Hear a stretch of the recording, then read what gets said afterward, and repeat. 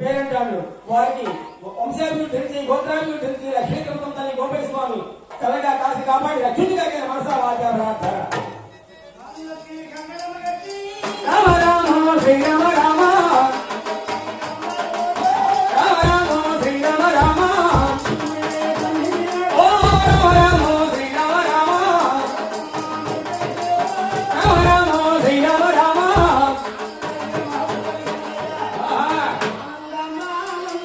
భక్తులందరూ కూడా ఏం చేయాలి? అక్షంతలు చల్లడానికి అమ్మవారి అక్షంతలు తీసుకొని అమ్మవారి కలశం మీద చల్లాలి.